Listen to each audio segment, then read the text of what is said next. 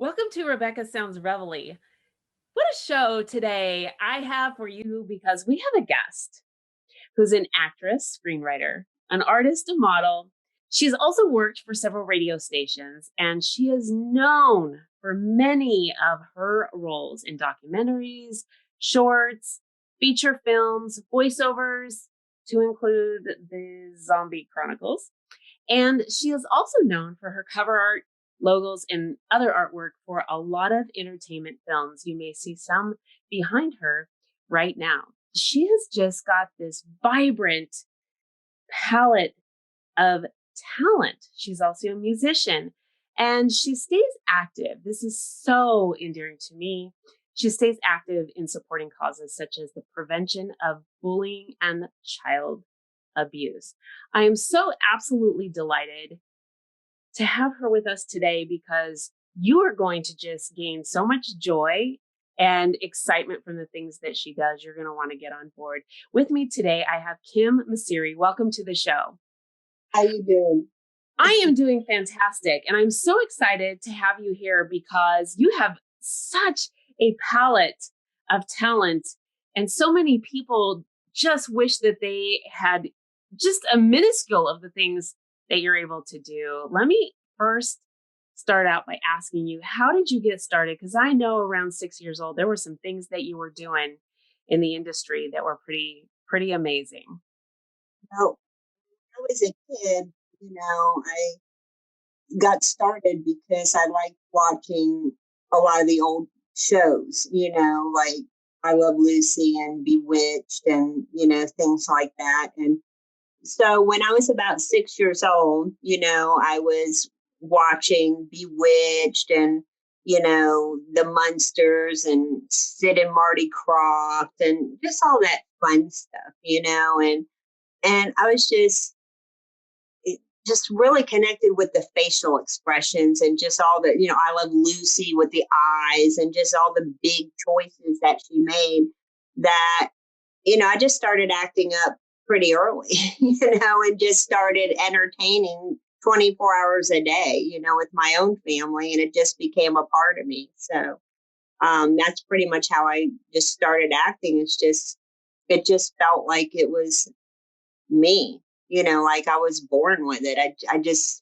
I don't know what to say really. I just enjoy it. I do it with my family now, and I'm a walking, TV show, I guess. Well, and you were told when you went to acting school that this was right up your alley also. Yeah. What happened I was in graphic design at the time that I got back in. Well, I've gotten back into it so many times, I don't even know where to start, to be honest with you. But I guess I'll start here.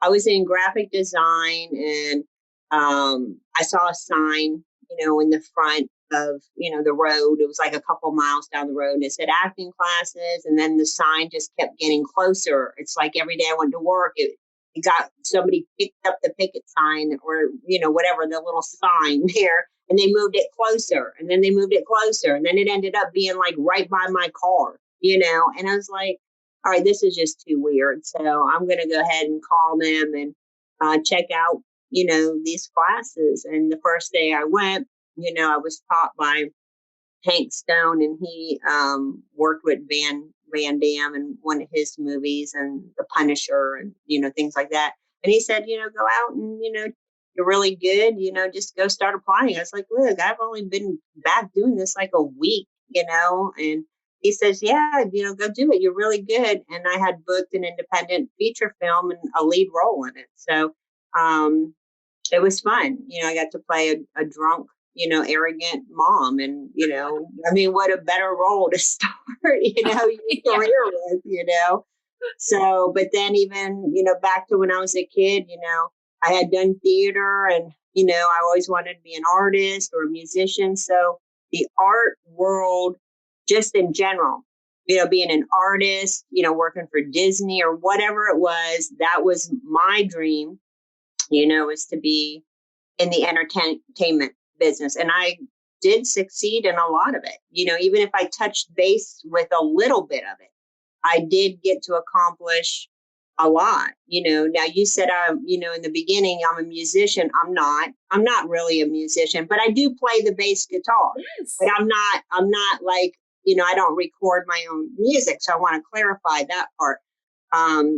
But I do play it, and I dabble a little bit in the piano, and my son does as well. And he played the saxophone. Now he's got a guitar, and I took him to his first Green Day concert at 12, and my mom took me to my first concert when I was 12 to the Rolling Stones. So we have a lot of music background, but I'm not really like a musician, but I can play.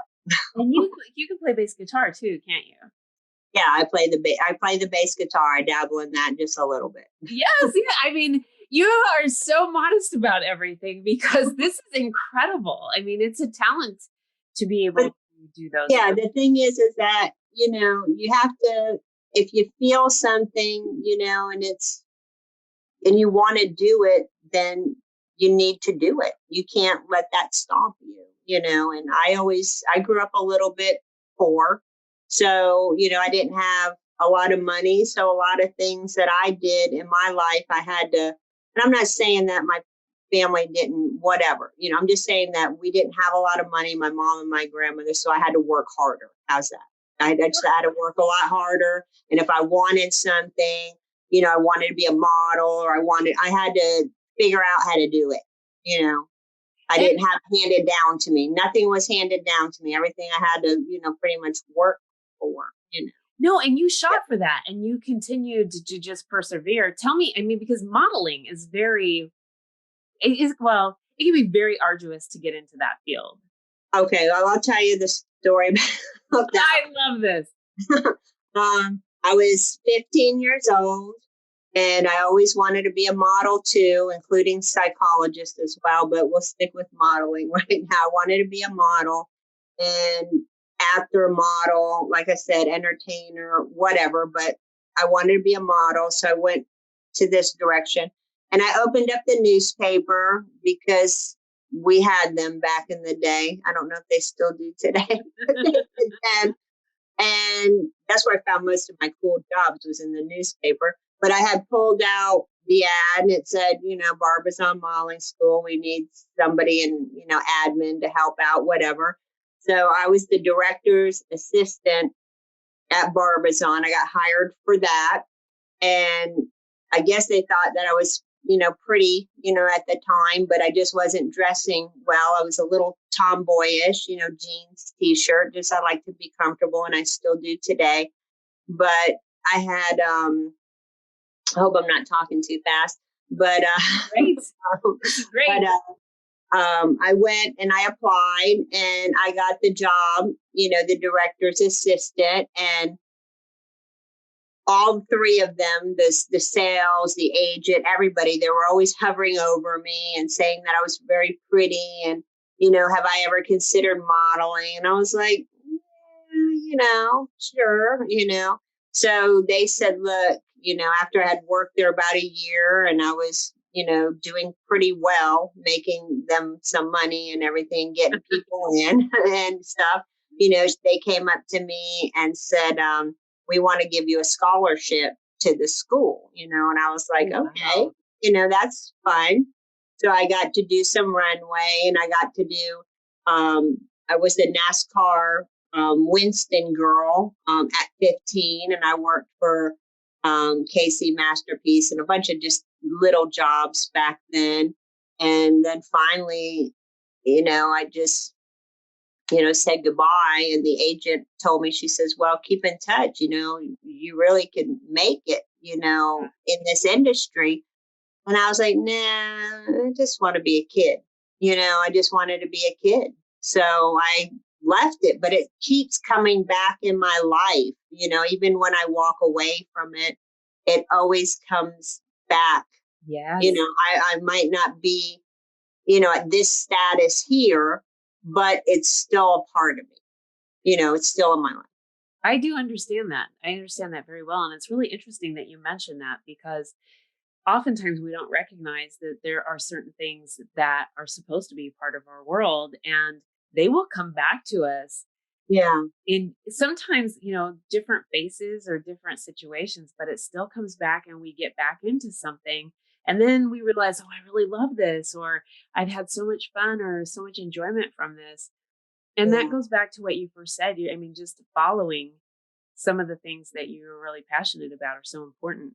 Well, like, for instance, just I'll give you a small example. I love comic books, okay, and I collected them, when I was a kid. And I was so fascinated with the advertisements that were in there, the sea monkeys and all them little fun Oh, advertisements, you know what I'm saying?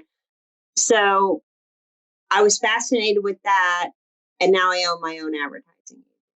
You know what I'm saying? And then I yeah. liked listening to my mom's records, the Beatles, and those are my friends, my music when I was a kid. And then I ended up working at a radio station, Mm. So I think that everything that I did was all connected. It was all meant to be. And the same thing with acting. I left it and it came back to me like quite a few times for no reason. It just showed up out of the blue. And Love it. yeah, a lot of it, lots of it's been connected. Well, it's really neat how that works and that you recognize it, because oftentimes people don't Yeah, recognize that there's something saying, hey, this is what you should be doing, or yeah, part of fulfilling some of that creativeness within you, or something like that. I mean, we often sometimes just don't recognize little signs along the way, and it's really neat when we do.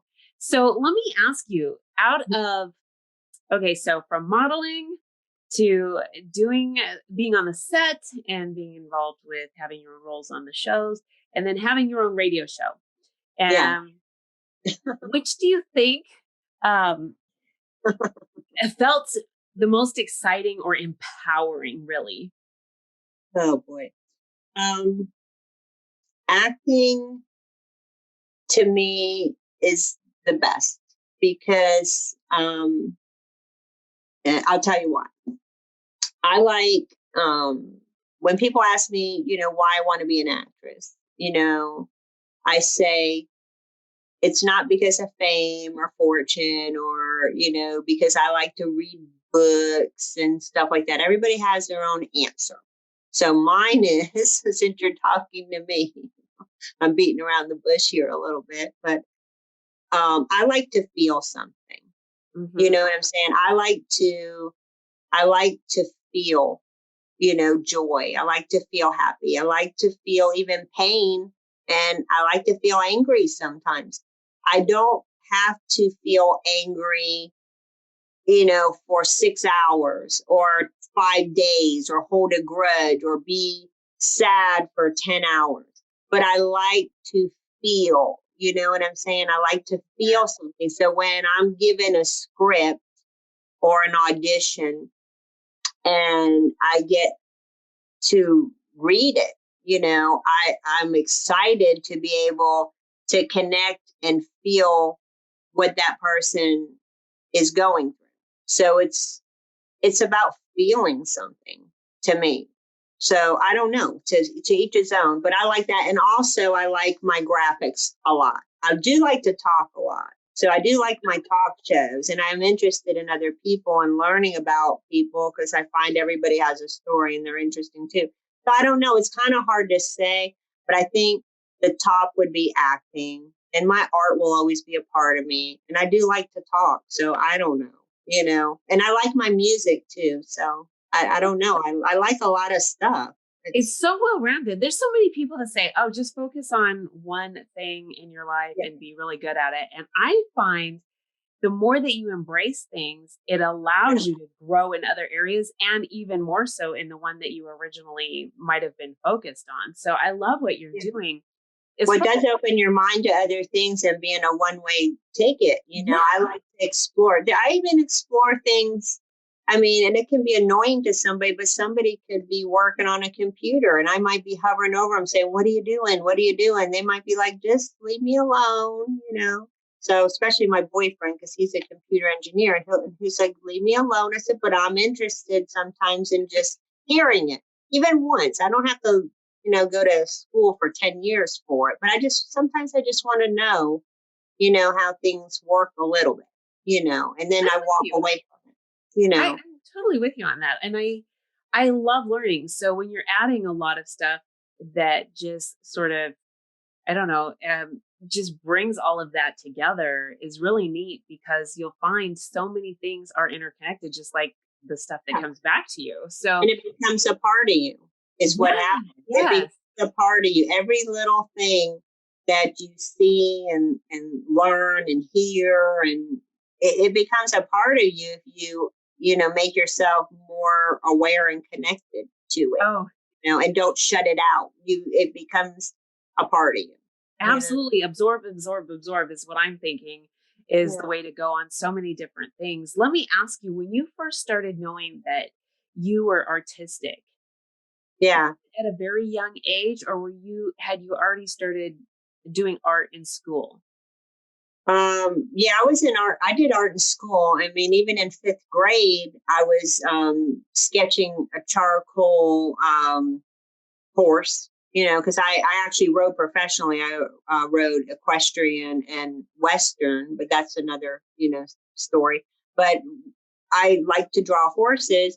So I was working on this charcoal one in school, and my teacher was so wonderful, Mrs. Branch, and she let me sit there all day. I didn't have to go do math or anything else. I just got to sit and do art all day. So I mean, I loved that, and I loved my teacher for letting me do it and finish the project, because most teachers wouldn't. But she saw something in me, and she allowed me to do it. And throughout, I think like the next year or something, I got best artist, of the school, which was fun. I got a little trophy. I still have it on my shelf, but That is but so that was fun. So I've been doodling for a long time, and I make my own little cartoons, and it's relaxing. It's just relaxing to just doodle or make little things. It just relaxes my mind sometimes. Sometimes something else might play in the guitar, or something might be gardening one day, or photography relaxes my mind a lot. So it just depends on how I feel. Because when you have a lot of things that you're interested in, you can just grab it. It's like going in the closet. It's like, well, I got this pink shirt, or I got this blue shirt. I can wear these shoes today. You can pretty much just go in your own mind and pick what you want to do. absolutely. And all, like you were mentioning, all of these things kind of culminate together, and it allows you to Yeah. have such a different perspective. So like if you go into photography, you might originally have only looked at, I don't know, a plant a certain way. But Right. all of these different things that you've had going on, you might see it in a different light and be able to capture that Yeah. in a And way that nobody I has use a before. macro too. So, and sometimes I can capture it with my cell phone too. But I have a lot of my photography on my website, and people can look at my photography there too. If some people like photography, it's up to them. I'm not, whatever, but Well, they all right, can. let's talk about your website, Okay. because you have a story. Yeah. I have a lot of stories. Which I love one? it. I love it. One. Which one? I have my burner Okay. graphics. So you And, have kimmauceri.com. right.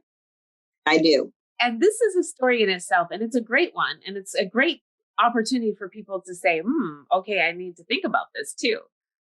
Yeah. My Kimm Mauceri. Yeah. Yeah.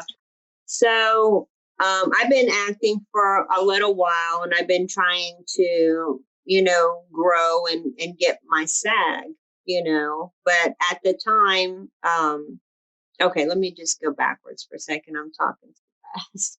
All right. So I went online to try to find some work, being an actor, because you can't always depend on your agent. A lot of times you have to do stuff for yourself. Right. You're your own business. So you can't, depend on, everybody to hold your hand and do stuff for you. You have to go out and do stuff for yourself sometimes too. You are your own business. So I went online looking for this gig, or any gig, whatever.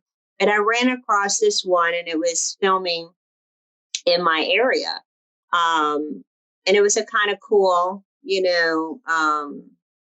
It was for a psychic. And I'm like, oh, I can do that. That's fun. So I reached out to her, and I said, hey, I would like to, audition for this gig. I see you're coming from Texas and coming to my town.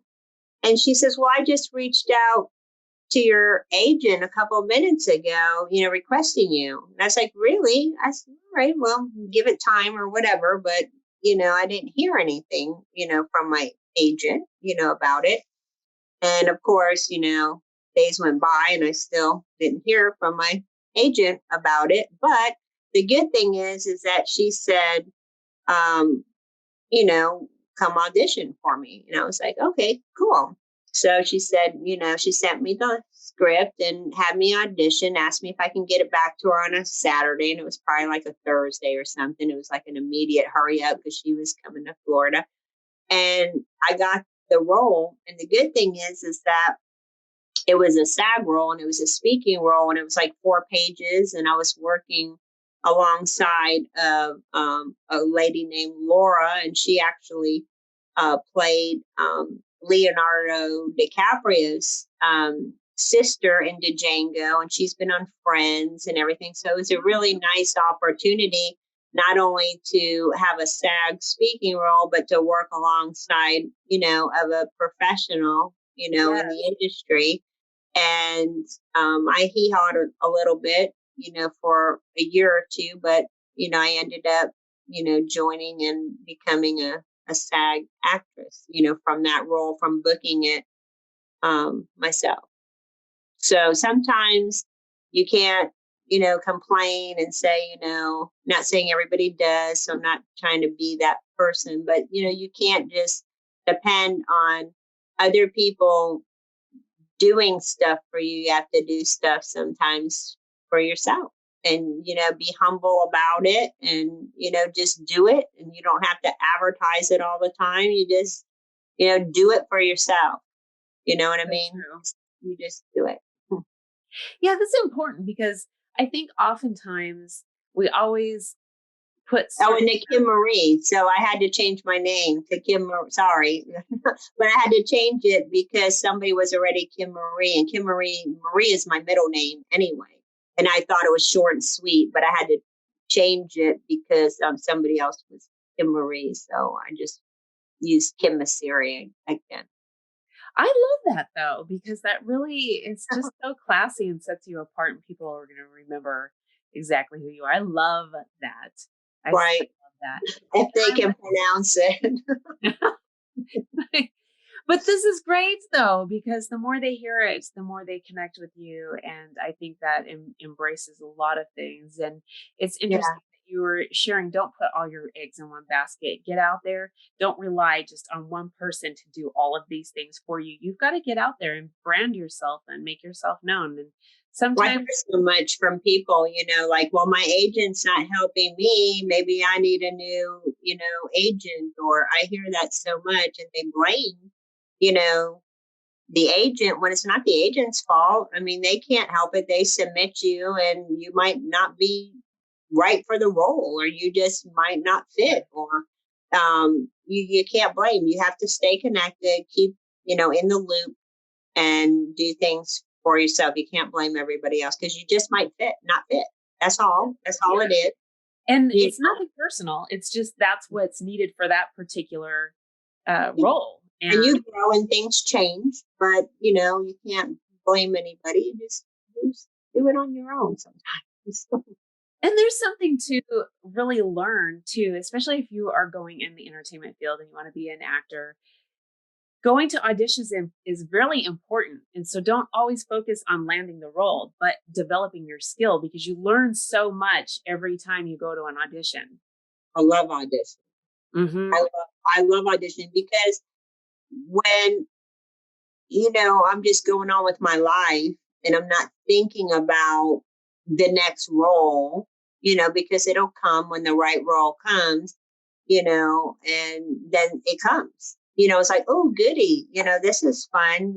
I just wrote something online about this, I think it was today or yesterday. It's like finding a dollar bill in the middle of nowhere. It's just, or $100 bill in the middle of nowhere, or whatever, $1,000 in the middle of nowhere. It's like a gem.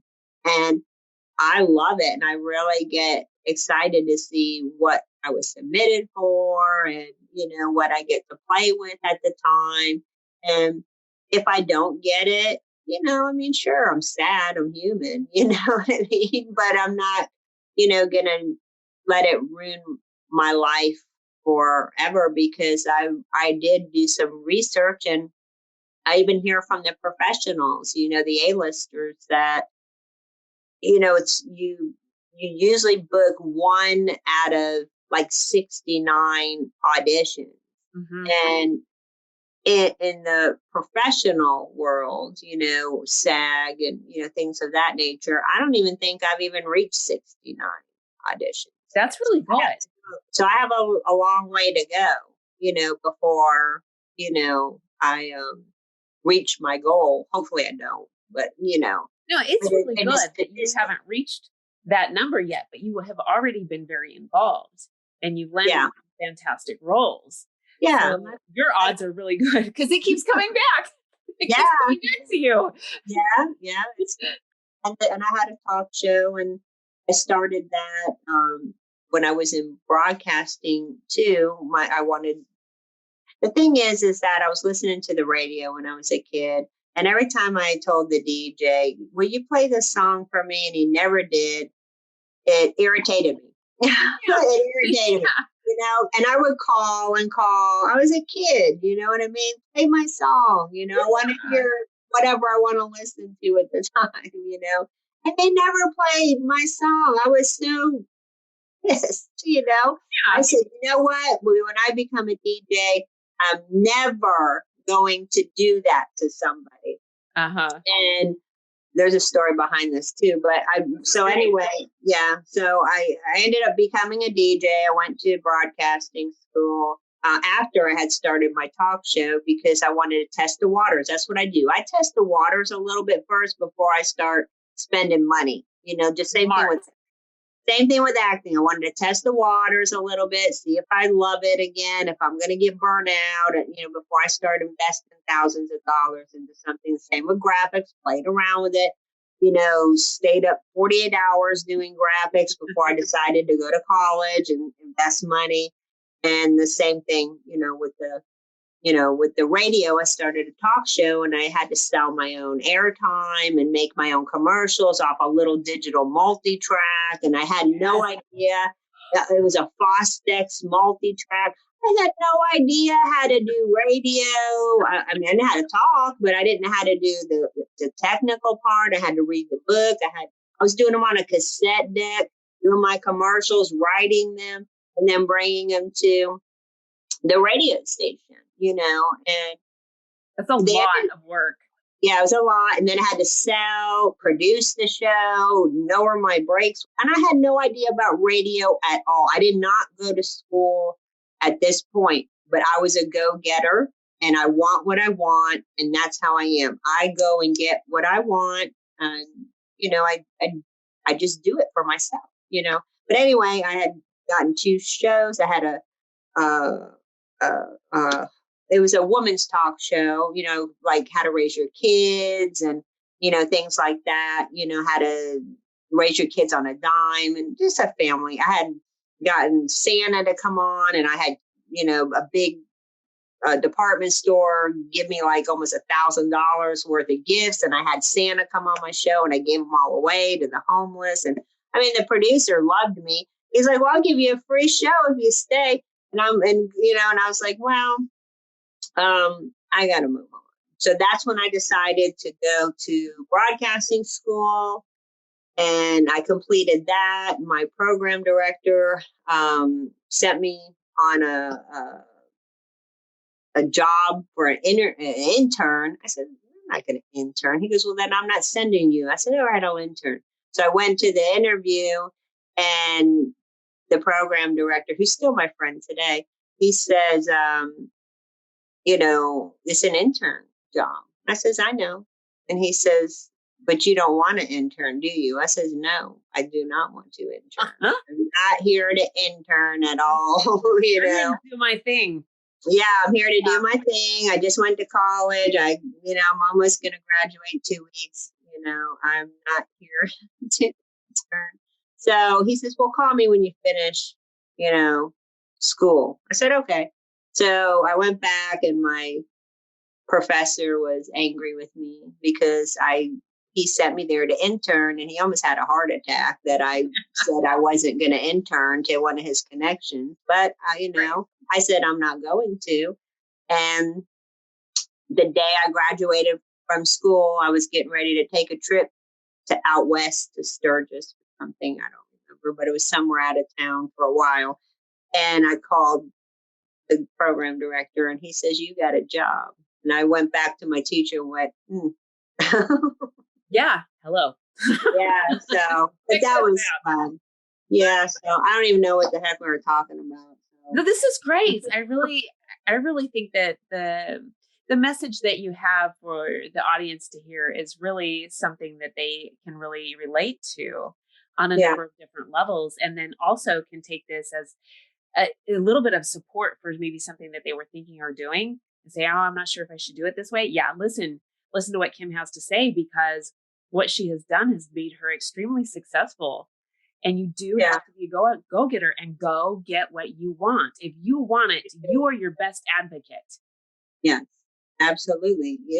Like I said, if you, you just said it, you do it. You couldn't have said it better. You do it. You want something, you go and do it. And if you need help from people, you ask. You know what I'm saying? You ask somebody that you can trust. And you try not to ask, the people that you don't, Well, that's true. But that's a part of the process, though, because sometimes I've asked people that I thought could be trusted, and it ended up, being whatever. But, sometimes you don't know, but that's all part of the journey. And then you start tightening your ship, as you plug along, you're just starting to tighten up, and know who you can trust and who you can reach out to. And anybody can reach out to me if they wanted to, and ask me questions. I don't know everything, but I mean, I would help, much as I could, but people have to still learn on their own. I'm not going to, give it all away, because they still have to learn, that's part of the process. But, you have to learn the good and the whatever, unfortunately you do, but I'm here. I would help, I love this. Reach out. I want the audience to embrace that, because there's so much that we can really learn and equip ourselves with by reaching out to other people who can really make a good comment or suggestion or give us some direction. And the biggest, I think, challenge for us to do that is fear. Like, oh gosh, that person, we kind of put people in a different level than we are, and we shouldn't do that. We should say, this is somebody that I think is going to really understand what I'm going through and can direct me, because I want to get to where they're at. Not that we need to put them on a certain level. We just need to say, this person has been able to do it, and I want to emulate what they've done. When we do that, we're shortening the cycle of people trying to do too many trial and errors when they're just trying to get ahead. And I think this is great. So for those of you listening and watching the show, definitely reach out to Kimm. You want to connect with her on so many levels to see what she's got going in all the different ways. And kimmauceri.com is one of the areas that you can get started. Let me ask you too, Kimm, where else do you want the audience to connect with you? Oh boy. I have my character actress page on Facebook, and they can follow me there if they would like to.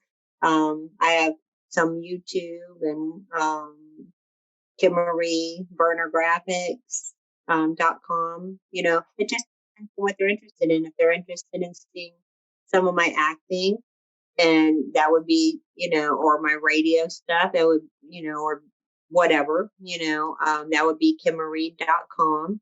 if they are interested in seeing some of my photography and artwork and stuff, and I keep loading stuff up every day, that would be burnergraphics.com. If they're interested in just connecting and saying hi, then that would be, Kimm Mauceri, the character actress page on Facebook, would be fine as well. I'm not there all the time, but I am there, for people that are like-minded, like myself, and I don't want to see people have to struggle if they don't have to, and I will try my best, to answer any questions anybody has. Again, I'm just like them. I'm trying to make it. I'm nobody special besides, me, You and, are special, and you so are know, they. yeah, And and everybody's different. yeah, You can't be anybody else. Don't try to be like anybody else or anything. Just be yourself. And, that's good enough. I love this. Thank you so much for being with us today and sharing all of the things that you have, because I think that this is so spot on. And I would love to have you back on the show. I want to talk about some of the things that you volunteered with, especially when it comes to the bullying situation. I think that in itself would be really significant for so many people because it's become a bigger issue. But thank you for all of your such fantastic insight and your Yes, encouragement. I think that the audience is really going to embrace this, and I'm encouraging them to do so. good. I'm glad to be here. This was fun. And I want to thank all of you for tuning in to another episode of Rebecca Sounds Reveille. What a delightful show this has been. I've got to tell you, I feel so joyful because all of the things that Kimm is doing is embracing things that we share about a number of episodes that really want to make hit home. But someone now is reaching out to you saying, hey, if you want some insight, please feel free to connect with me. And that's what you should do. And make sure that you share this episode with everybody that you know on social media, all of your friends and family, and everybody you don't. Thanks for tuning in.